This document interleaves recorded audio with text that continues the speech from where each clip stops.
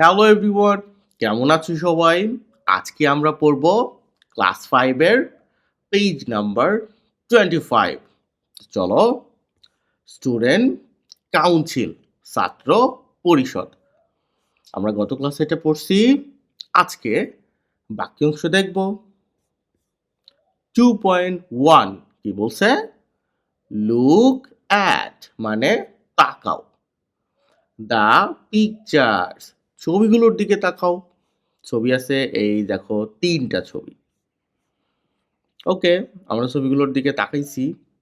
And discuss in pairs জোড়ায় জোড়ায় কি করো? আলোচনা করো।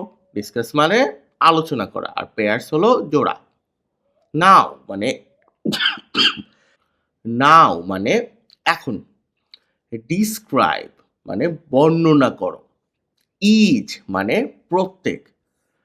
পিকচার মানে ছবি। তাহলে এখন প্রত্যেকটা ছবি বর্ণনা করো। In, one or two sentences মানে একটা অথবা দুইটা বাক্যে। ফার্স্ট ওয়ান মানে প্রথমটা। ইজ ডান ফর ইউ তোমার জন্য করা হয়েছে। তো এখানে কি বলছে? সাম স্টুডেন্টস কিছু শিক্ষার্থী। আর স্ট্যান্ডিং মানে দাঁড়িয়ে আছে, এই যে দাঁড়ায় আছে না? ইন এ লাইন একটা লাইনে দাঁড়াইছে। দে আর রেডি তারা প্রস্তুত। টু ভোট মানে ভোট দিতে। In the student council election মানে ছাত্র পরিষদ নির্বাচনে।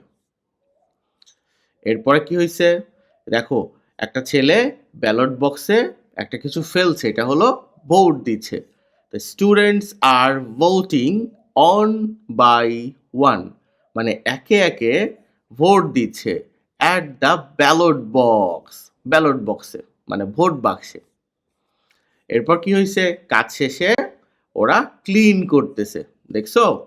স্টুডেন্টস আর ক্লিনিং মানে শিক্ষার্থীরা পরিষ্কার করছে। দ্য স্কুল প্রিমিসেস মানে প্রাঙ্গণ বা মাঠ। স্কুলের প্রাঙ্গণ পরিষ্কার করতেছে। টুগেদার মানে একসাথে। আফটার ভোটিং মানে ভোটিং এর পরে। ইজ কমপ্লিট মানে ভোটিং শেষ হওয়ার পরে, মানে ভোট গ্রহণ শেষ হওয়ার পর। তো ওকে, আজকে এতটুকুই ছিল। ক্লাসটা কেমন লাগলো আমাকে অবশ্যই লিখে জানাও। আর এখনো সাবস্ক্রাইব করো নাই, দ্রুত করে দাও।